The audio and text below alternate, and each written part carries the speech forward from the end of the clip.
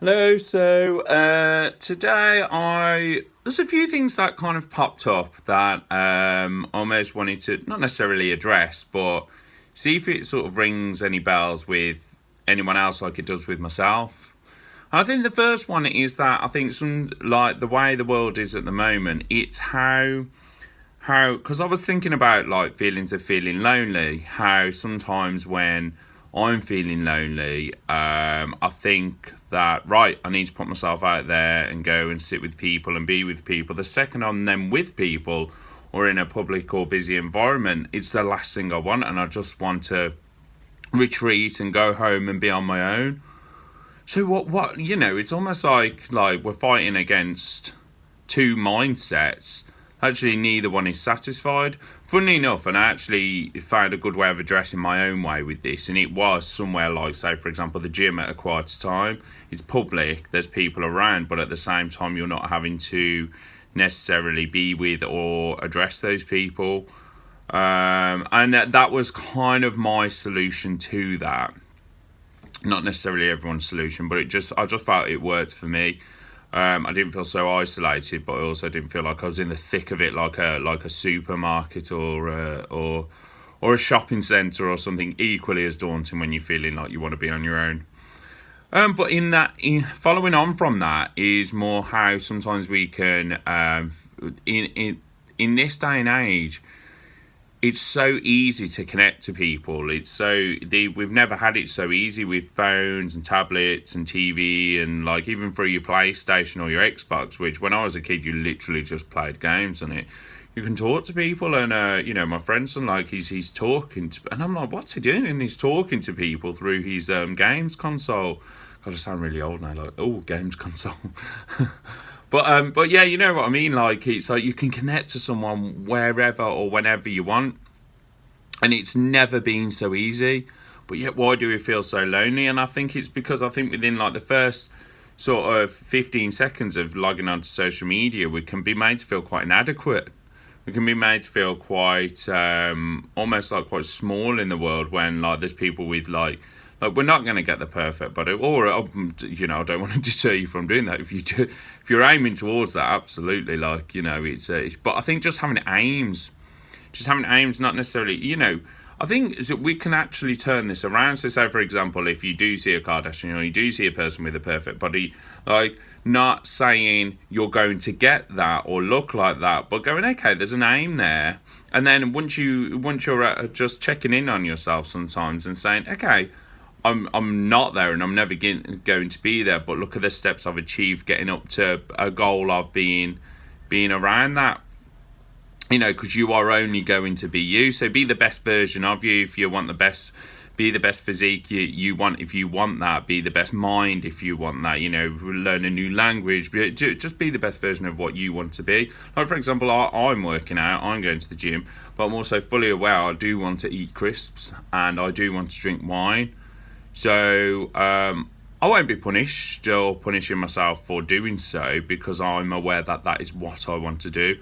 I'm also aware I am exercising. So although I might not be a certain version of body beautiful, I will be a better version of not doing the exercise. But ironically, you end up watching what you eat anyway, and sort of liking that. Well, I do as a person who I am, as being that self-aware person that I like to think I am.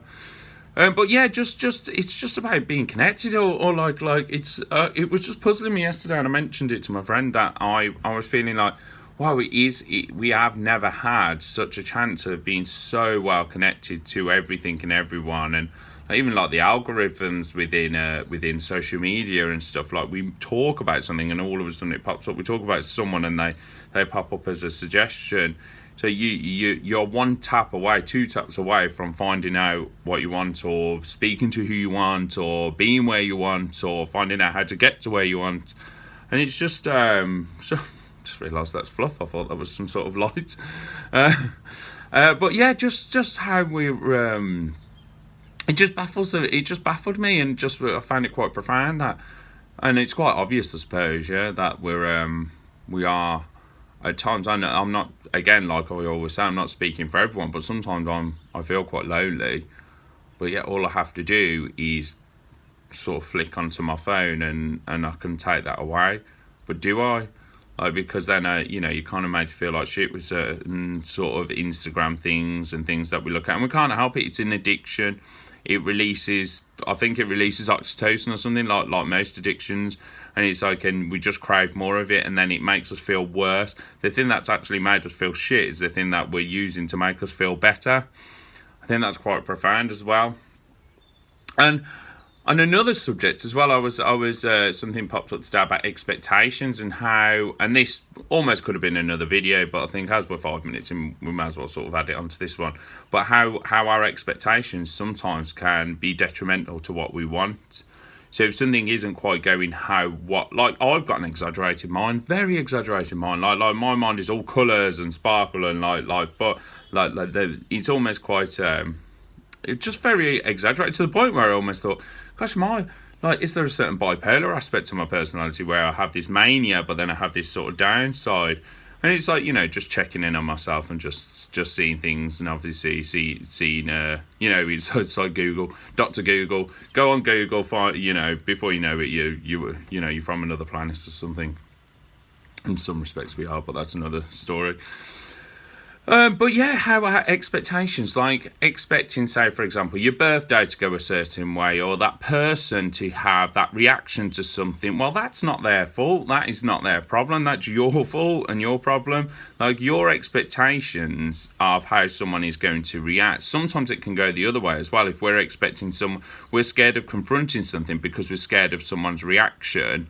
That can be, again, there's your expectations. Actually, on the other side of the spectrum, where your expectations can make you think something's going to be a lot worse than it is, and it really isn't. It's like, so sometimes approaching something and discussing, there's no harm in doing that. You're not doing it so long as you're not doing it with aggression or manipulation or control or anything, and you're genuinely checking in to almost research and just give yourself peace of mind. But equally, like having expectations, I've done it in the past. Expectations of thinking your birthday is going to be a certain way, or something's going to be a certain thing, and it's like, and then you're taking it out on people, or you're destroyed because it isn't quite like that, or it hasn't turned out that way. Well, that's not their fault. Like, that's your fault. You've thought it's going to be that. Your thoughts aren't real, so you've made that up. You've created that. You've faked that in effect before it's even happened, which you have no. It's up to you to do, but like, don't then sort of.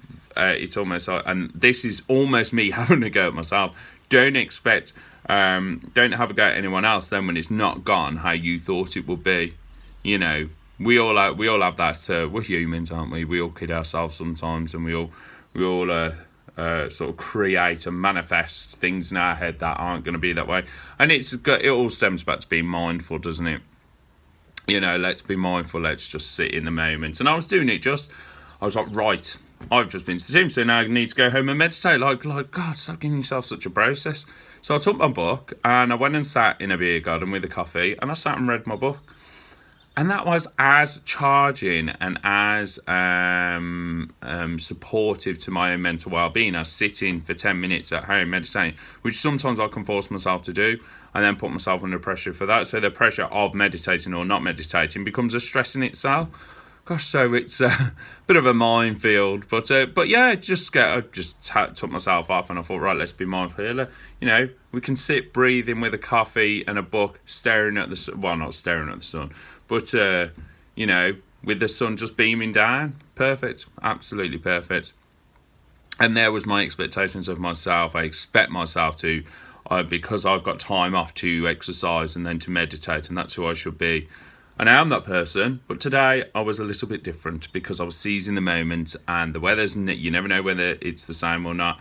But in the next breath, never get yourself, I was saying this summer, never get yourself down for not making the most of a sunny day. There are always going to be more sunny days, because people can do that as well. You can, I should have made the most of that. What a waste of a day. How's it wasted?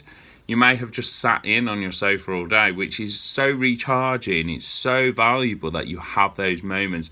Granted, you don't want to do it every day because it's like, you need to get up and move. You need to be, movement, stretching, everything is as important. But, don't beat yourself up if you have wasted a day. But But yeah, equally, seize the moment, seize the day, seize the opportunity. Here I am, it's 17 degrees, and I was like, right, outside. Still not out of the gym and stuff. Wore this where as soon as I got out of bed. Didn't fancy having a shower yet. I'll have one in a minute. So yeah, I'm going to go out again. I'm going to just walk around the park, because I can't run because my ankle's still. And yeah, just make the most of today. So today, communication, how we couldn't be more connected but less connected at times. So is loneliness part and parcel of feeling more connected or having the ability to be more connected? And also expectations. Let's not sort of ruin our own days and our own occasions with our own expectations and our own thoughts that we've made up in effect. So I thought I'd cover 2 subjects because they were prominent. So yeah, anyway, I hope this video reached well. Have a nice day, and I'll see you soon.